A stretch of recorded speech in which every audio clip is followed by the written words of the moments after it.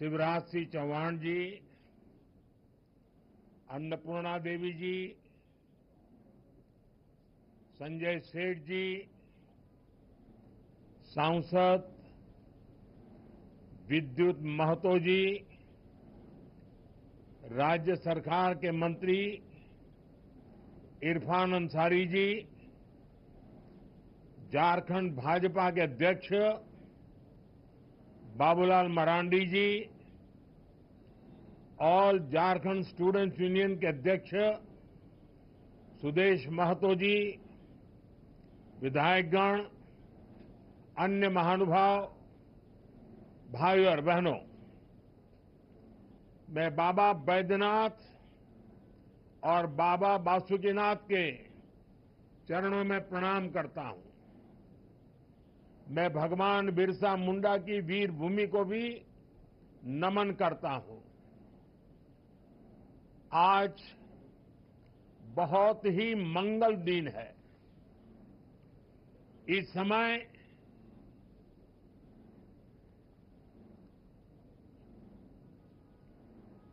झारखंड में प्रकृति पूजा के पर्व आज कर्मा की उमंग है। इस समय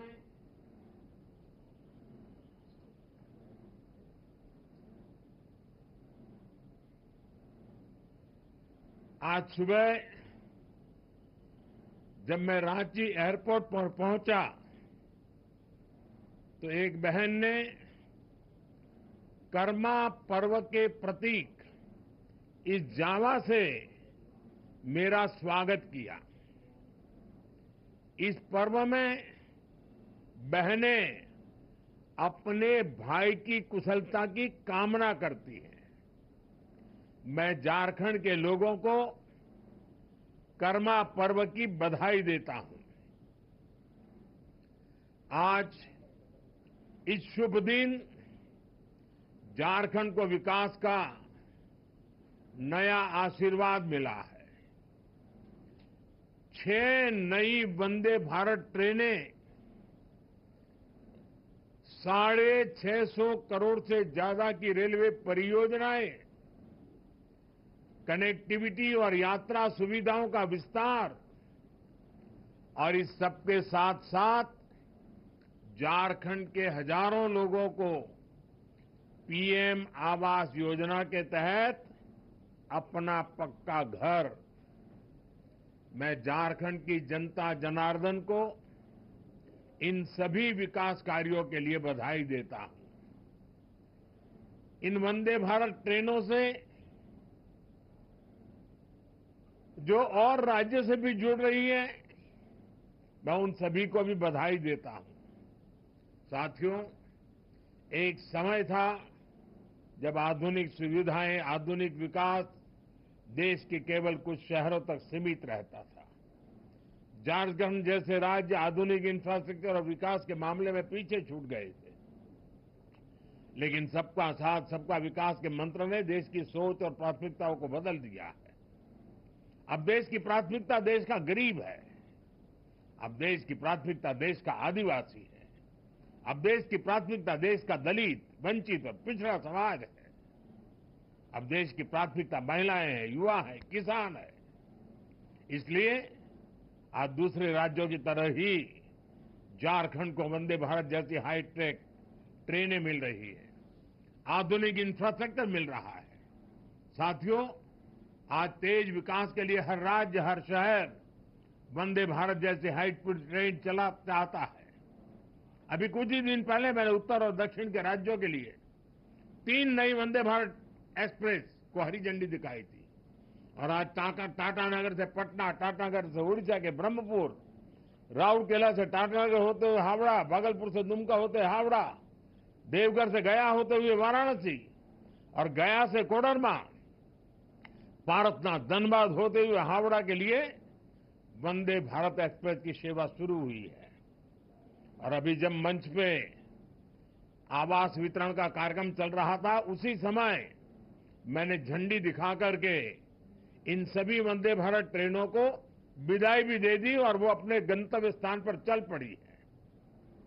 पूर्वी भारत में रेल कनेक्टिविटी के विस्तार से इस पूरे क्षेत्र की अर्थव्यवस्था को मजबूती मिलेगी।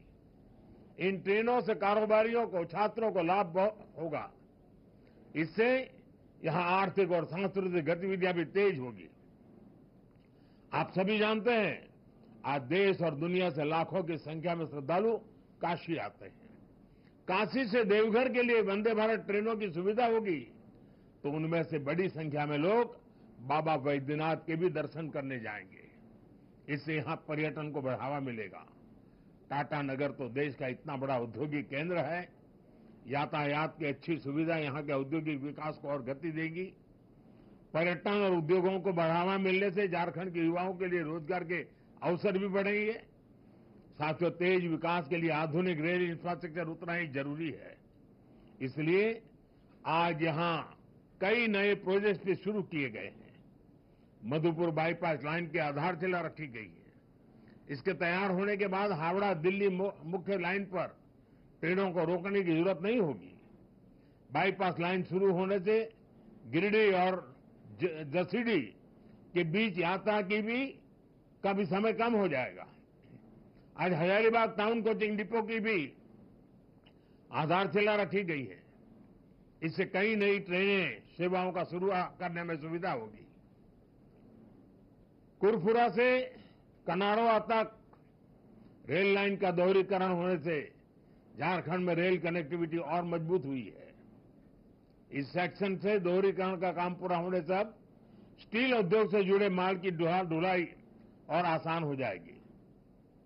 साथियों, झारखंड के विकास के लिए केंद्र सरकार ने राज्य में निवेश भी बढ़ाया है और काम की गति भी तेज की गई है। इस साल झारखंड में रेल इंफ्रास्ट्रक्चर के विकास के लिए 7,000 करोड़ रुपए से ज्यादा का बजट दिया गया है। अगर हम इसकी तुलना 10 साल पहले मिलने वाले बजट से करें तो 16 गुना ज्यादा है। रेल बजट बढ़ने का असर आप लोग देख रहे हैं। आज राज्य में नई रेल लाइन्स बिछाने, उनके दोहरीकरण करने और स्टेशनों पर आधुनिक सुविधाएं बढ़ाने का काम तेजी से हो रहा है। आज झारखंड भी उन राज्यों में शामिल हो गया है जहां रेलवे नेटवर्क का 100% इलेक्ट्रिफिकेशन हो चुका है। अमृत भारत स्टेशन योजना के तहत झारखंड के 50 से अधिक रेलवे स्टेशनों का भी कायाकल्प किया जा रहा है। साथियों, आज यहां झारखंड के हजारों लाभार्थियों का पक्का घर बनाने के लिए पहली किस्त जारी की गई है। पीएम आवास योजना के तहत हजारों लोगों को पक्का घर भी बनाकर दिया गया है। घर के साथ साथ उन्हें शौचालय, पानी, बिजली, गैस कनेक्शन की सुविधा भी दी गई है।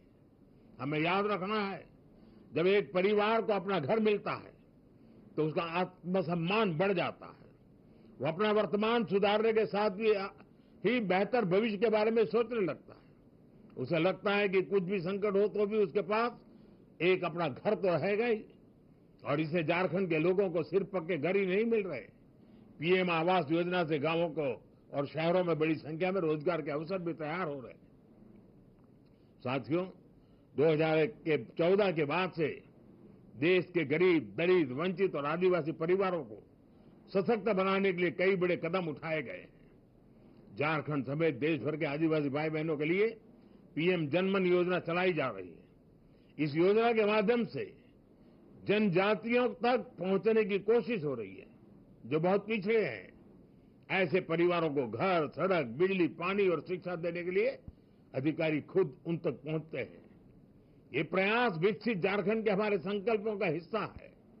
मुझे विश्वास है आप सबके आशीर्वाद से संकल्प जरूर पूरे होंगे। हम झारखंड के सपनों को साकार करेंगे। इस कार्यक्रम के बाद मैं एक और विशाल जनसभा में भी जा रहा हूं। 5-10 मिनट में ही मैं वहां पहुंच जाऊंगा। वहां बहुत बड़ी संख्या में लोग मेरा इंतजार कर रहे हैं। वहां मैं विस्तार से झारखंड से जुड़े दूसरे विषयों पर भी बात करूंगा। लेकिन मैं झारखंड वासियों की क्षमा भी मांगता हूं, क्योंकि मैं रांची तो पहुंच गया लेकिन प्रकृति ने मेरा साथ नहीं दिया और इसलिए यहां से हेलीकॉप्टर निकल नहीं पा रहा है, वहां पहुंच नहीं पा रहा है। और इसके कारण मैं वीडियो कॉन्फ्रेंस से इन सारे कार्यक्रमों का आज उद्घाटन और लोकार्पण कर रहा हूं। और अभी सार्वजनिक सभा में भी मैं सबसे वीडियो कॉन्फ्रेंस से जी भर करके बहुत सी बातें करने वाला हूं। मैं फिर एक बार आप सभी यहां आए इसके लिए आपका बहुत बहुत धन्यवाद करता हूं। नमस्कार।